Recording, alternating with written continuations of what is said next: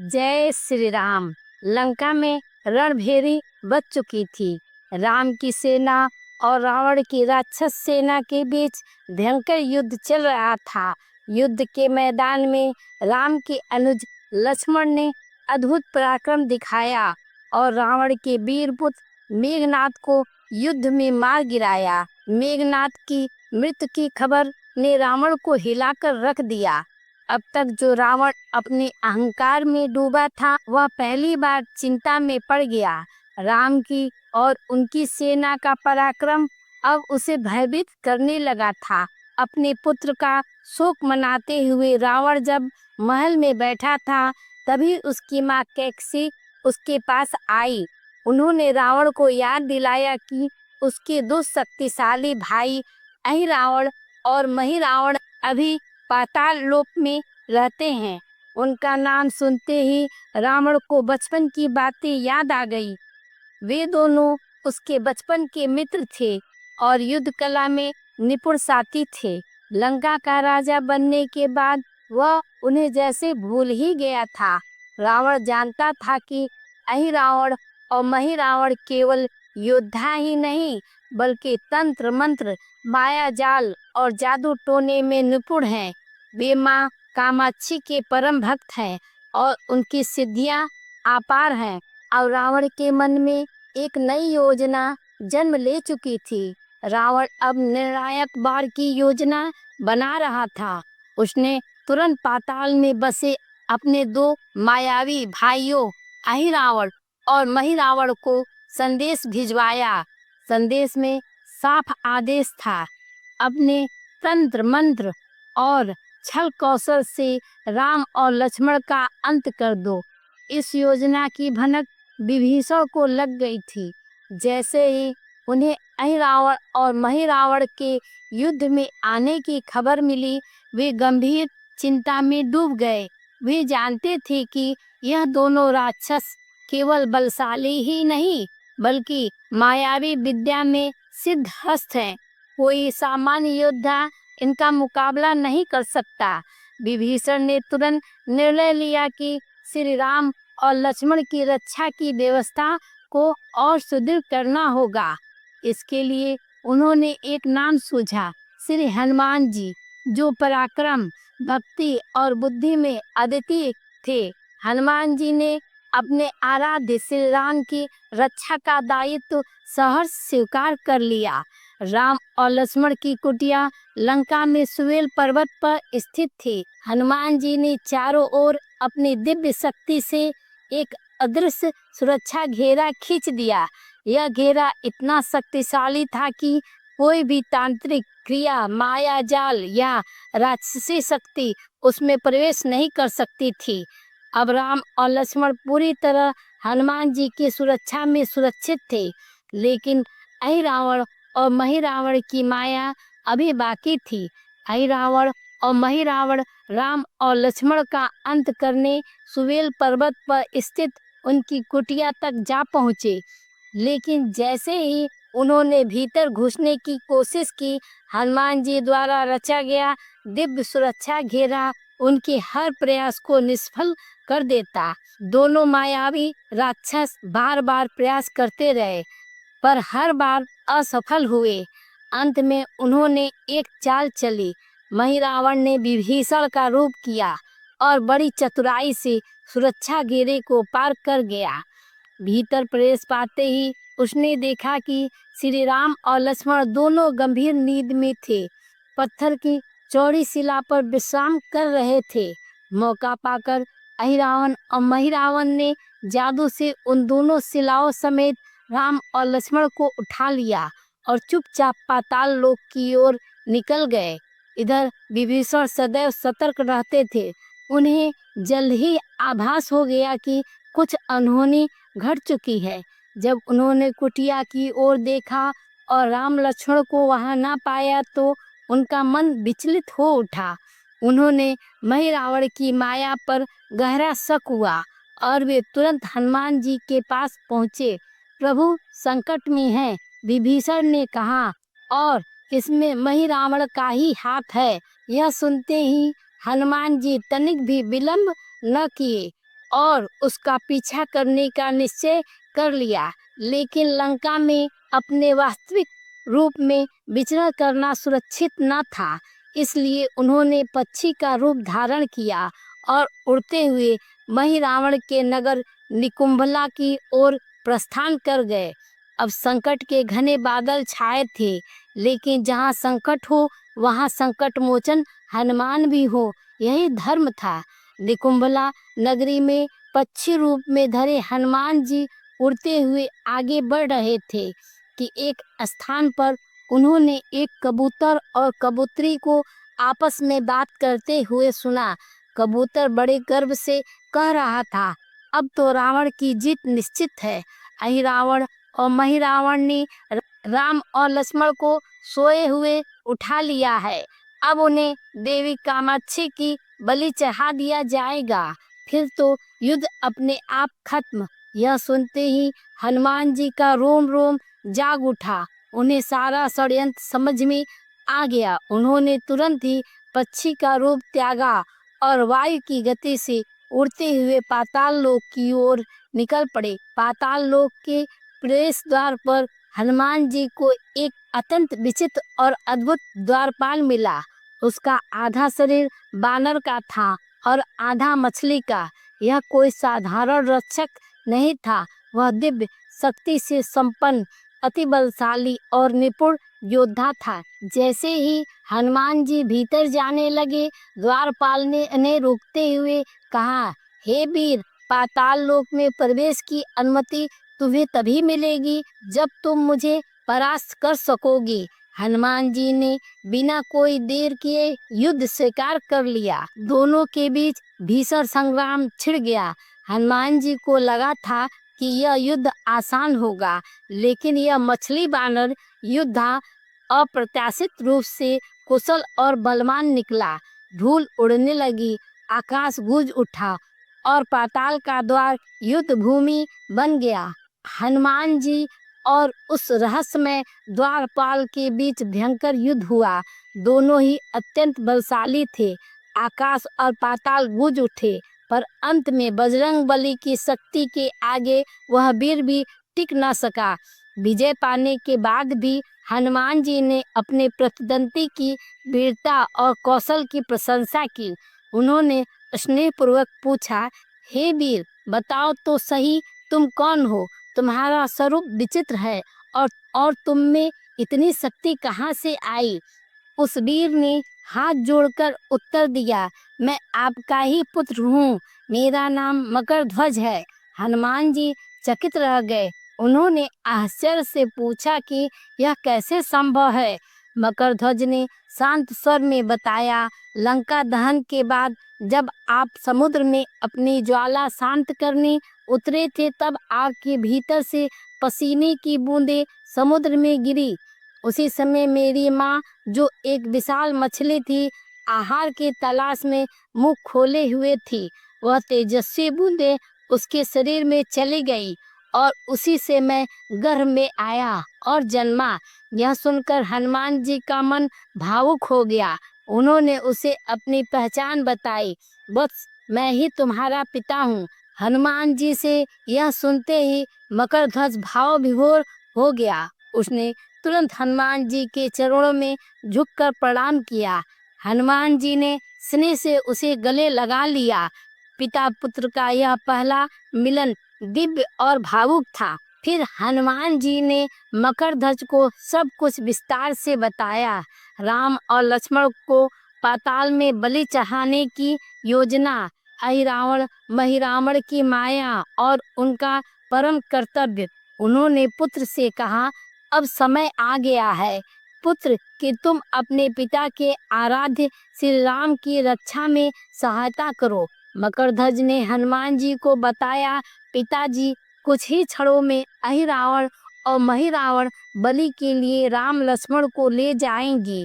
यदि आपको उन्हें बचाना है तो बेहतर होगा कि आप किसी मायावी रूप में माँ कामाक्षी के मंदिर में प्रवेश करें और वहीं से अवसर की प्रतीक्षा करें। हनुमान जी ने तुरंत ही मधुमक्खी का रूप धारण किया और उड़ते हुए माँ कामाक्षी के मंदिर में प्रविष्ट हुए। वहां पहुंचकर उन्होंने माँ को साष्टांग प्रणाम किया और राम कार्य में सफलता की कामना की। फिर उन्होंने अत्यंत विनम्रता से माँ से प्रश्न किया, हे आद्या शक्ति, क्या आप सचमुच श्री राम और लक्ष्मण की बलि चाहती हैं? माँ कामाक्षी मंद मुस्कान के साथ बोली, नहीं, मैं कभी भी धर्म के प्रतीकों की बलि नहीं चाहती। राम और लक्ष्मण मेरे ही रूपों के पुत्र हैं। बलि तो मुझे चाहिए अहि रावण और मही रावण की। वे मेरे भक्त अवश्य हैं, पर पथ भ्रष्ट, अधर्मी और घोर अत्याचारी भी हैं। यह सुनकर हनुमान जी का मन आश्वस्त हो गया। अब वह पूर्ण विश्वास से भर उठे। माँ ने आगे संकेत दिया, मंदिर में 5 दीपक जल रहे हैं। यह दीपक अहिरावण ने मेरी कृपा के लिए 5 दिशाओं में प्रज्वलित किए हैं। जब भी कोई वीर इन 5 दीपों को एक साथ बुझा देगा, उसी क्षण अहिरावण का अंत निश्चित हो जाएगा। हनुमान जी ने ध्यानपूर्वक 5 दीपों की दिशा और स्थिति देखी और माता से विदा लेकर अपनी अगली रणनीति बनाने लगे। अब समय आ गया था न्याय के लिए अधर्म का अंत करने का। पाताल लोक में गाजे बाजे और नगाड़े की गूंज सुनाई देने लगी। अहिरावण और महिरावण अपनी अंतिम क्रिया राम और लक्ष्मण की बलि पूरी करने के लिए मंदिर की ओर बढ़ रहे थे। उधर हनुमान जी अब पूरी योजना के साथ तैयार थे। उन्होंने स्वयं को माँ कामाक्षी के रूप में परिवर्तित कर लिया। जैसे ही दोनों राक्षस मंदिर के भीतर प्रवेश करने लगे थे, तभी एक गंभीर तेजस्वी स्त्री का स्वर गूंजा, मैं कामाक्षी देवी हूँ।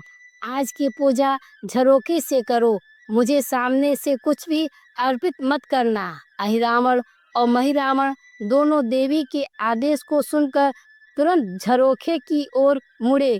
पूजा शुरू हुई। सोने, चांदी, पुष्पमाला, चंदन, वस्त्र और विविध भोग झरोखे से अर्पित किए जाने लगे। अंत में बलि स्वरूप राम और लक्ष्मण, जो अब भी अचेत अवस्था में थे, उन्हें भी उसी झरोखे से बलि वेदी पर डाला गया। जैसे ही वे भीतर पहुंचे, हनुमान जी ने अपने दिव्य रूप में लौटकर दोनों का बंधन मुक्त कर दिया। राम और लक्ष्मण अब भी चेतना में नहीं थे, लेकिन सुरक्षित थे। अब समय था उस अधर्म का अंत करने का, जिसे देवी स्वयं समाप्त करना चाहती थी। हनुमान जी ने मकर ध्वज को आदेश दिया, वत्स, तुम प्रभु श्री राम और लक्ष्मण का ध्यान रखो जब तक वे होश में ना आ जावें।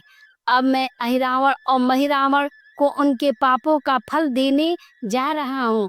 फिर हनुमान जी सिंहनाद करते हुए दोनों राक्षसों के सामने प्रकट हो गए।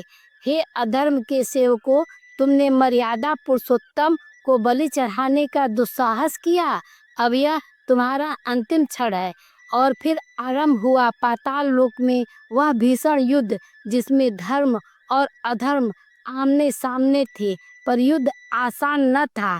अहिरावण और महिरावण बड़ी मुश्किल में से मरते तो फिर 5 रूपों में जिंदा हो जाते। इस विकट स्थिति में मकरध्वज ने बताया कि अहिरावण की एक पत्नी नाग कन्या है। अहिरावण उसे बलात्कार लाया है। वह उसे पसंद नहीं करती, पर मन मार के उसके साथ है। वह अहिरावण के राज जानती होगी। उससे उसकी मौत का उपाय पूछा जाए।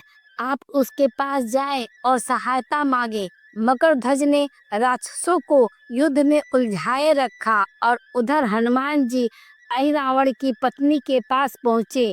नाग कन्या, यदि तुम अहिरावण के मृत्यु का भेद बता दो तो हम उसे मारकर तुम्हें उसके चुंगल से मुक्ति दिला देंगे। अहिरावण की पत्नी ने कहा, मेरा नाम चित्रसेना है। मैं भगवान विष्णु की भक्त हूँ। मेरे रूप पर अहिरावण मर मिटा और मेरा अपहरण कर यहाँ कैद किए हुए है। मैं उसे नहीं चाहते, लेकिन अहिरावण का भेद तभी बताऊंगी जब मेरी इच्छा पूरी की जाएगी। हनुमान जी ने अहिरावण की पत्नी नागकन्या चित्रसेना से पूछा कि आप अहिरावण की मृत्यु का रहस्य बताने के बदले में क्या चाहती हैं? आप मुझे अपनी शर्त बताएं, मैं उसे जरूर मानूंगा। चित्रसेना ने कहा, दुर्भाग्य से अहिरावण जैसा असुर मुझे हर लाया है, इससे मेरा जीवन खराब हो गया। मैं अपने दुर्भाग्य को सौभाग्य में बदलना चाहती हूँ। आप अगर मेरा विवाह श्री राम से कराने का वचन दे तो मैं अहिरावण के वध का रहस्य बताऊंगी। हनुमान जी सोच में पड़ गए। भगवान श्री राम तो एक पत्नी निष्ठ है, अपनी धर्म पत्नी देवी सीता को मुक्त कराने के लिए असुरों से युद्ध कर रहे हैं। वह किसी और से विवाह की बात तो कभी भी स्वीकार न करेंगे। मैं वचन कैसे दे सकता हूँ? फिर सोचने लगे, यदि समय पर उचित निर्णय न लिया जाए तो स्वामी के प्राण ही संकट में हैं।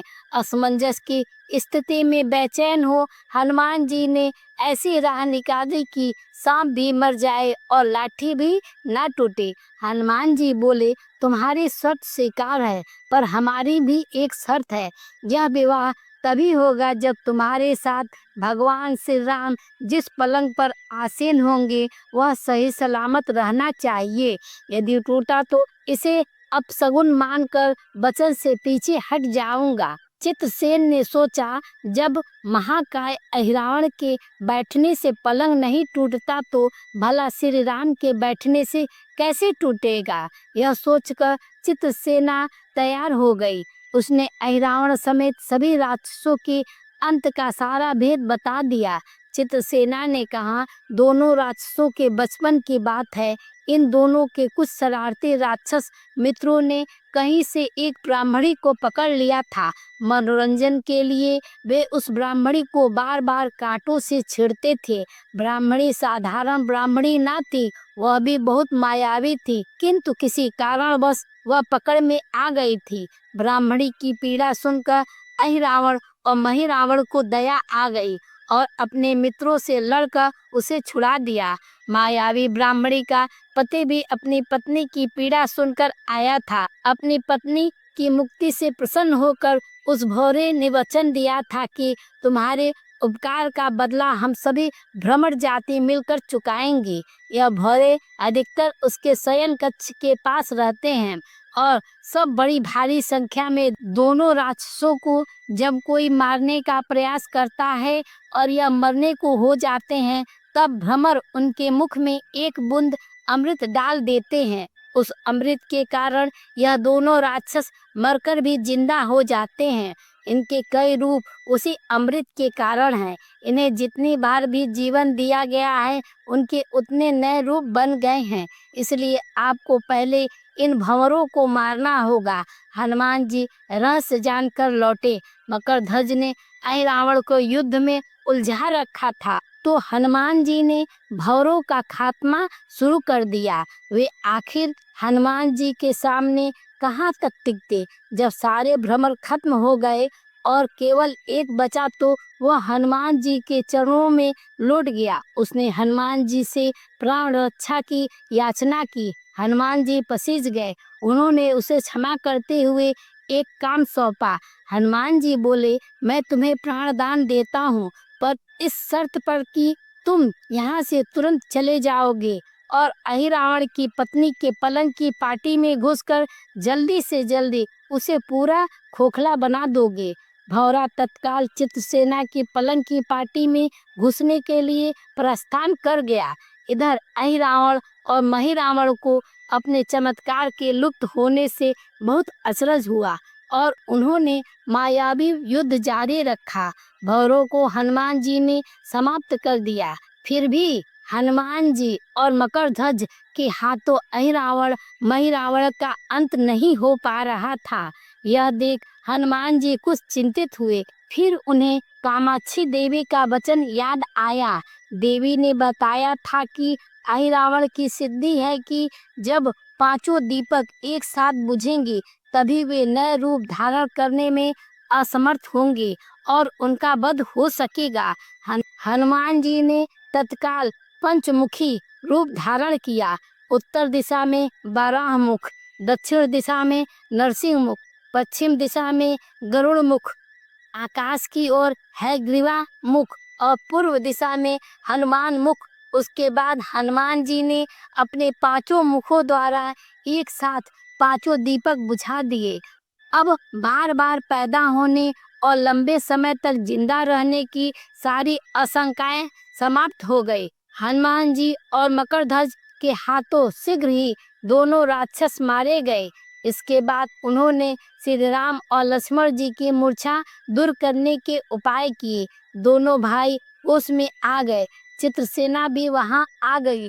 हनुमान जी ने कहा, अब आप अहिरावण और महिरावण के छल और बंधन से मुक्त हुए हैं, पर इसके लिए हमें इस नाग कन्या की सहायता लेनी पड़ी थी। अहिरावण इसे बलपूर्वक उठा लाया था। वह आपसे विवाह करना चाहती है। कृपया उससे विवाह कर अपने साथ ले चलें, इससे उसे भी मुक्ति मिलेगी। श्री राम हनुमान जी की बात सुनकर चकराए। इससे पहले कि वह कुछ कह पाते, हनुमान जी ने कह दिया, भगवान आप तो मुक्तिदाता हैं। अहिरावण को मारने का भेद इसी ने बताया है। इसके बिना हम उसे मारकर आपको बचाने में सफल ना हो पाते। कृपा निदान इसे भी मुक्ति मिलनी चाहिए। परंतु आप चिंता ना करें, हम सबका जीवन बचाने वाले के प्रति बस इतना कीजिए कि आप बस इस पलंग पर बैठिए, बाकी का काम मैं संपन्न करवाता हूँ। हनुमान जी इतनी तेजी से सारे कार्य करते जा रहे थे कि इससे श्री राम जी और लक्ष्मण जी दोनों चिंता में पड़ गए। वह कोई कदम उठाते कि तब तक हनुमान जी ने भगवान राम की बाह पकड़ ली। हनुमान जी ने भावावेश में प्रभु श्री राम की बाह पकड़ कर चित्रसेना के उस सजे धजे विशाल पलंग पर बैठा दिया। श्री राम कुछ समझ पाते कि तभी पलंग की खोखली पाटी चरमराकर टूट गई। पलंग धराशायी हो गया। चित्रसेना भी जमीन पर आ गई। हनुमान जी हंस पड़े और फिर चित्रसेना से बोले, अब तुम्हारी शर्त तो पूरी हुई नहीं, इसलिए यह विवाह हो नहीं सकता। तुम मुक्त हो, हम तुम्हें तुम्हारे लोग भेजने का प्रबंध करते हैं। चित्रसेना समझ गई कि उसके साथ छल हुआ है। उसने कहा कि उसके साथ छल हुआ है। मर्यादा पुरुषोत्तम के सेवक उनके सामने किसी के साथ छल करे, यह तो बहुत अनुचित है। मैं हनुमान जी को श्राप दूंगी। चित्रसेना हनुमान जी को श्राप देने जा ही रही थी कि श्री राम का सम्मोहन भंग हुआ। वह इस पूरे नाटक को समझ गए। उन्होंने चित्रसेना को समझाया, मैंने एक पत्नी धर्म से बंधी होने का संकल्प लिया है, इसलिए हनुमान जी को यह करना पड़ा। उन्हें क्षमा कर दो। क्रुद्ध चित्रसेना तो उनसे विवाह की जिद पकड़े बैठी थी। श्री राम ने कहा, मैं जब द्वापर में श्री कृष्ण अवतार लूंगा तब तुम्हें सत्यभामा के रूप में अपनी पटरानी बनाऊंगा। इससे वह मान गई। हनुमान जी ने चित्रसेना को उसके पिता के पास पहुंचा दिया। चित्रसेना को प्रभु ने अगले जन्म में पत्नी बनाने का वरदान दिया था। भगवान विष्णु की पत्नी बनने की चाह में उसने स्वयं को अग्नि में भस्म कर लिया। दोस्तों, आज की वीडियो आपको कैसी लगी नीचे कमेंट में ज़रूर बताएं। साथ ही कुछ नया जानने या सीखने को मिला हो या फिर इंटरेस्टिंग लगा हो तो प्लीज़ इस वीडियो को एक लाइक करके अपने फ्रेंड्स और फैमिली में ज़रूर शेयर करें। और अगर आप इस चैनल पर नए हैं तो प्लीज़ इस चैनल को सब्सक्राइब कर घंटी का बटन ज़रूर दबा दें ताकि हमारे आने वाले वीडियोज़ आप मिस ना करें। धन्यवाद। जय श्री राम, जय श्री राम।